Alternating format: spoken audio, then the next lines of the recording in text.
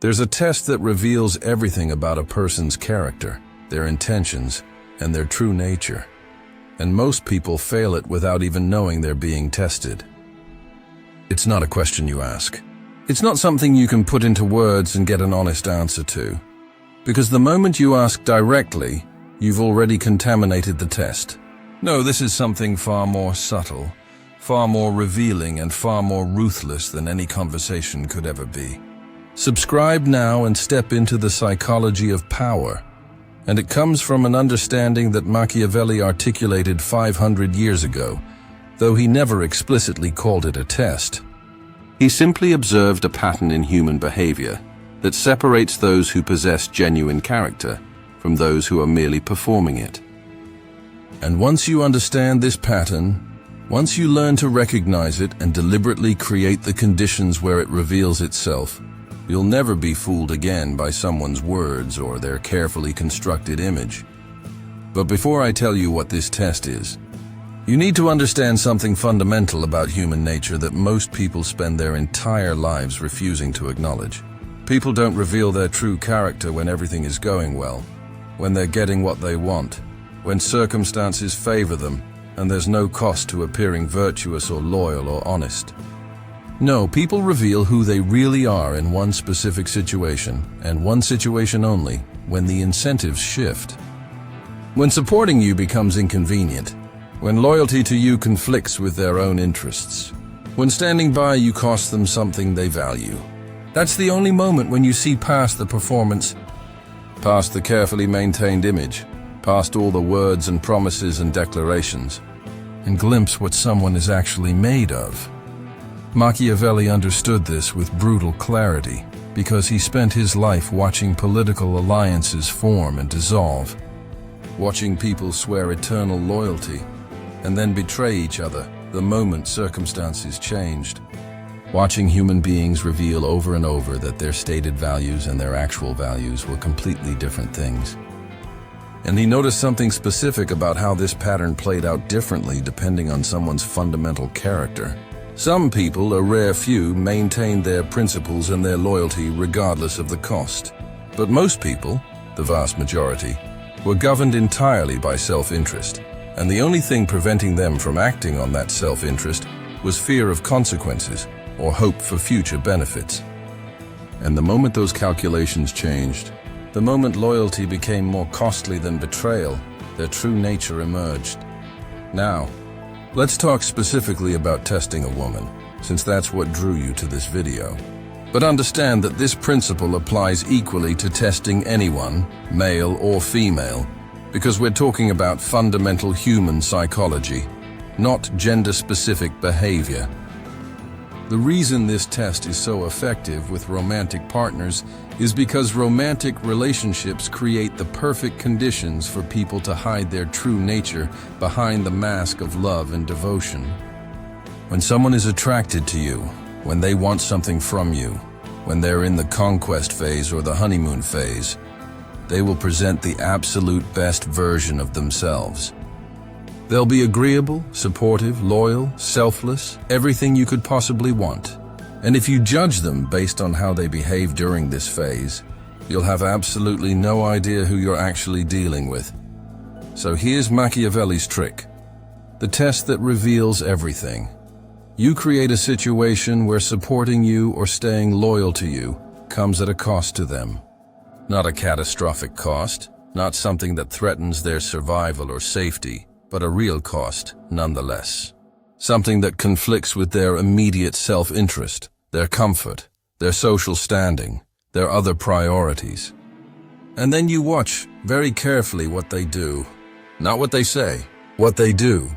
Because their actions in that moment will tell you whether they're with you because of genuine character and loyalty, or whether they're with you purely as a function of circumstances favoring that position. Let me give you concrete examples of how this plays out. Because this isn't theoretical philosophy. This is practical observation that you can implement immediately. Let's say you're in a relationship and things are going well. She's affectionate, supportive, tells you she loves you, talks about the future. All of this is essentially meaningless as a test of character, because she's saying and doing these things when they cost her nothing, when they align perfectly with her desires and interests. But now introduce a shift in circumstances. Maybe you lose your job, or you face a professional setback, or you're going through a difficult period where you're not as fun or entertaining or successful as you were when she met you. What happens? If she's with you because of genuine character, because she actually values you as a person rather than what you provide or represent, she stays supportive. She might be concerned, she might have opinions about what you should do, but fundamentally she remains in your corner even though you're no longer providing the same benefits you provided before. But if she's with you purely out of self-interest, if her loyalty was always contingent on you maintaining a certain status or providing certain benefits, you'll see a shift. It might be subtle at first, a certain distance, less enthusiasm, more criticism, less patience with your struggles. And if the setback continues or deepens, eventually she leaves or creates conditions that force you to leave, because the cost-benefit analysis no longer favors staying. Here's a more subtle version of the same test. You're with friends, your social circle, people she wants to impress or maintain relationships with. And someone in that circle, someone with social status or influence, makes a comment that undermines you, criticizes you, disrespects you in some way. Not a direct attack necessarily, maybe just a subtle dig, a dismissive comment, a joke at your expense. What does she do? If she possesses genuine loyalty, she stands with you even though it's socially awkward to do so. Even though challenging the person who made the comment might cost her social points, might make her less popular in that moment, might create discomfort in the group. She doesn't need to make a huge scene, but she signals clearly that she's on your side, that attacking you means dealing with her. But if her loyalty is purely circumstantial, if she's with you because it serves her interests but has no deep principle underneath that choice, she'll do something different. She'll laugh along with the joke at your expense. She'll stay silent when you're criticized. She might even pile on herself, distancing herself from you in front of the group to protect her own social standing. And if you notice this happening and you mention it to her later, she'll have a ready excuse. It wasn't that serious, or I didn't want to make things awkward, or you're being too sensitive. She'll frame your expectation of loyalty as unreasonable, as you being insecure or controlling, because acknowledging what actually happened, acknowledging that she chose her social comfort over standing with you, would require her to confront her own lack of character. Here's an even more direct version of this test, though it requires some courage to implement, because you're deliberately creating the conditions that might reveal something you don't want to see. You share something with her that makes you vulnerable, not performative vulnerability, not the carefully curated struggles that make you look brave or deep. Real vulnerability, a fear, a failure, an insecurity, something that genuinely exposes you and could, if she chose to use it, be turned against you. What does she do with that information? If she has genuine character, she protects your vulnerability. She never uses it against you, even in arguments, even when she's angry, even when weaponizing your admitted weakness would give her advantage in a conflict. She recognizes that you trusted her with something real, and she honors that trust regardless of how your relationship evolves. But if she lacks fundamental character, if her behavior toward you is purely a function of whether circumstances favor being with you, that vulnerability becomes ammunition. Maybe not immediately, because she's still getting benefits from the relationship, but the moment circumstances shift, the moment you have a serious conflict, or she decides to leave, or she wants to hurt you for some reason, suddenly that vulnerability you shared gets weaponized. She uses it against you in arguments. She shares it with others to damage your reputation. She turns your moment of trust into a tool for manipulation or revenge. Machiavelli observed this pattern constantly in political life. A confidant who knew all your secrets would remain loyal as long as their interests aligned with yours. But the moment they decided to switch allegiances, suddenly all those secrets became weapons to use against you. And the people who could be trusted, The rare individuals whose loyalty ran deeper than circumstantial self-interest were the ones who protected your confidences even after the relationship ended, even when they had nothing to gain from discretion and potentially much to gain from exposure. Those people possessed character. Everyone else was just playing a role until circumstances changed. Now here's where this gets really uncomfortable. Most people, when they learn about this test, immediately want to think about how their partner would perform. Would she stick with you through a setback? Would she defend you in social situations? Would she protect your vulnerabilities? But the much more important question, the one that actually determines the quality of your life and relationships, is this: how would you perform on this test? Because Machiavelli's observations about character don't just apply to judging others. They apply equally to examining yourself. When circumstances shift against someone you're with, do you remain loyal, or do you quietly start calculating whether this relationship still serves you? When defending your partner would cost you social points, do you stand with them, or do you protect your own position? When they trust you with vulnerability, do you guard it regardless of how the relationship evolves, or does it become potential ammunition you might use later? Most people want to believe they have character, that they're loyal and principled and trustworthy. But they've never actually been tested because they've never been in circumstances where their character cost them anything. They've been good partners or good friends when it was easy, when it aligned with their interests, when there was no meaningful sacrifice required. And they mistake this performance during favorable conditions for genuine character. But Machiavelli would tell you that all of that is meaningless. The only question that matters is what you do when the incentives shift, when staying loyal requires sacrifice, when doing the right thing conflicts with your immediate self-interest. Here's why this test is so brutally effective. It's almost impossible to fake. You can fake words. You can fake emotions to some degree. You can certainly fake commitment and loyalty when those things cost you nothing. But when circumstances create a genuine conflict between someone's self-interest and their stated loyalty to you, when there's a real cost to standing with you, their actions in that moment bypass all conscious deception and reveal their fundamental nature. Because in that moment of conflict, most people will default to protecting themselves, and only those with deeply ingrained principles, with character that's been built over years of choosing principle over convenience, will choose differently. This is why Machiavelli advised leaders to be very careful about whom they trusted, and to test people's loyalty before giving them power or access to sensitive information. He wasn't being cynical or paranoid. He was being realistic about human nature. Most people's loyalty is for sale, even if they don't consciously think of it that way. They'll remain loyal as long as it serves them. And the moment circumstances make loyalty costly or inconvenient, they'll rationalize their way to a different choice. But a small percentage of people possess genuine character.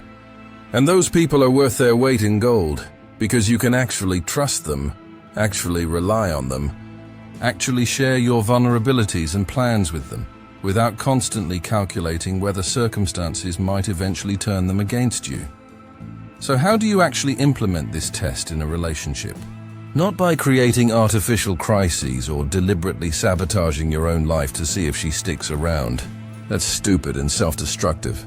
Instead, you pay attention to the natural moments when circumstances shift, when the easy alignment of her interests with your relationship gets disrupted. Maybe you face a professional challenge.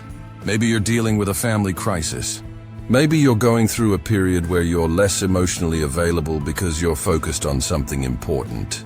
Maybe someone with social status or influence doesn't like you, and she has to choose between maintaining that relationship and standing with you. These moments happen naturally in any relationship of significant duration. You don't need to create them. You just need to pay attention when they arrive, and when those moments come, watch what she does, not what she says. Because she'll probably say the right things. She'll say she supports you, she's with you, she understands, but watch her actions. Watch whether her behavior matches her words. Watch whether she remains consistently in your corner when doing so costs her something, or whether you see subtle shifts increased distance, growing criticism, diminished patience, or outright abandonment. Her actions in these moments will tell you everything you need to know about whether her connection to you is based on genuine character and loyalty, or whether it's purely a function of circumstances currently favoring being with you. And here's what you do with that information once you have it. If she passes these tests, if she demonstrates through her actions that her loyalty runs deeper than circumstantial self-interest, you found something rare and valuable. That's someone you can actually build with, actually trust, actually be vulnerable around, because you've seen evidence that her character is real rather than performed. You protect that relationship, you invest in it, you reciprocate that loyalty, because people with genuine character are uncommon enough that when you find them, you don't take them for granted. But if she fails these tests, if you see clear patterns of her support being conditional on circumstances favoring her, if you notice her distancing herself when loyalty becomes costly, if you observe her protecting her own interests at the expense of standing with you, then you know exactly what you're dealing with.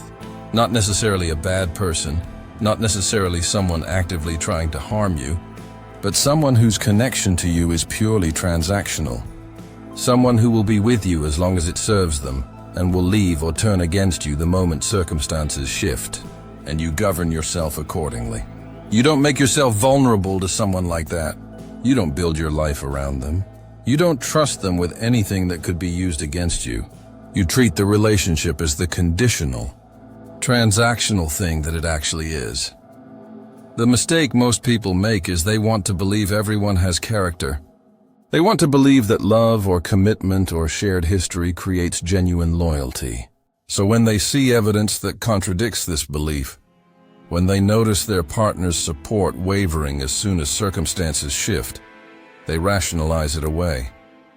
They make excuses. They tell themselves it's not that bad, or it's temporary, or they're being too demanding, and they continue investing in someone whose actions have already revealed they can't be trusted.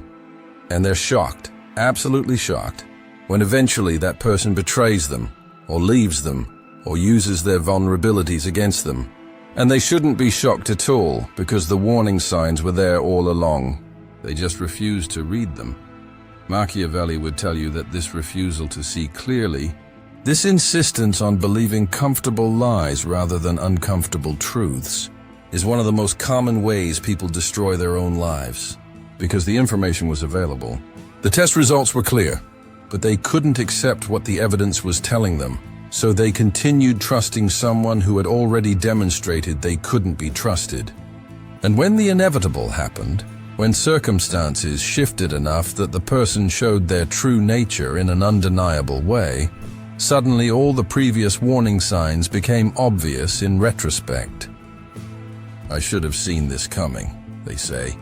The signs were all there. Yes, they were. You just refused to look at them because looking would have required you to make difficult decisions and face uncomfortable truths. Here's the ultimate application of this principle, and it goes beyond just testing a romantic partner. You can and should apply this test to everyone in your life who has any significant role or influence. Your friends, your business partners, your family members, anyone whose actions significantly impact your life. And you do it the same way. You pay attention to what they do when circumstances shift, when supporting you comes at a cost to them, when their interests conflict with yours. Do they remain consistently loyal and supportive, or does their behavior change based on what serves them in the moment? The answers to these questions tell you who can actually be trusted, and who's just along for the ride as long as it's convenient. And once you start paying attention to this pattern, once you start actually observing behavior rather than just listening to words, you'll be shocked at how few people actually pass this test. Most people's loyalty is completely contingent on circumstances. They're with you when it's easy and beneficial, and they're gone, or they're against you the moment it becomes costly or inconvenient. This isn't because most people are consciously malicious or intentionally deceptive. It's because most people simply don't have deeply developed character. They haven't built the internal principles and values that would cause them to choose loyalty and principle over self-interest when those things conflict. They're just responding to incentives like any other organism, moving toward what benefits them and away from what costs them. And if you happen to be in the benefit category at the moment, they're with you. And if you shift to the cost category, they're not. But the rare people who do have genuine character, who maintain their principles and their loyalty regardless of the cost, those people are worth everything. They're worth more than people with money or connections or talent or beauty, because those things are all circumstantial and temporary. But someone with genuine character is reliable regardless of circumstances. You can trust them in ways you can never trust anyone whose loyalty is conditional. And when you find people like that, when someone demonstrates through their actions that their connection to you runs deeper than self-interest, you hold on to them. You reciprocate their loyalty. You make sure they know they're valued. Because people with real character are the foundation of everything worthwhile in life. And they're rare enough that losing one is a genuine tragedy. So Machiavelli's trick to test a woman, or to test anyone, is simple in concept, but requires discipline and clear-eyed observation to implement. You create or wait for situations where her self-interest conflicts with supporting you, and you watch what she does. Not what she says, what she does.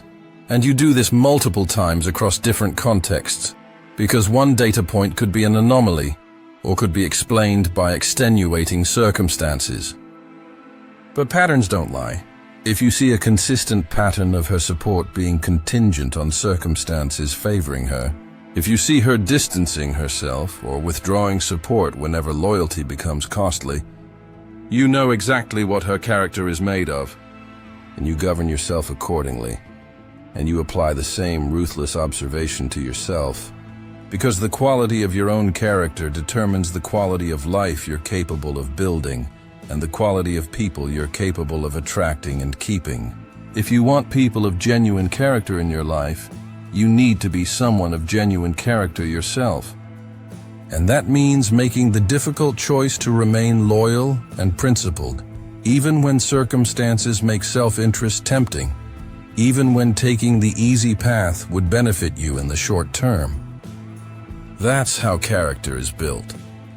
Through thousands of small moments where you choose the harder right over the easier wrong, until eventually those choices become automatic, until eventually loyalty and principle are simply part of who you are rather than something you have to consciously choose. Machiavelli understood that the game of power and relationships is played by reading people accurately and positioning yourself based on reality rather than wishful thinking. The test reveals reality, whether you choose to see it and act on it, or whether you refuse to look and convince yourself that this time will be different, that your situation is the exception, that they really do love you despite all evidence that their connection to you is purely transactional. That choice is up to you. But choose wisely, because the consequences of getting it wrong, of trusting someone who has already failed every meaningful test of character, those consequences are severe and they're entirely predictable. Machiavelli warned you 500 years ago. The question is whether you're wise enough to listen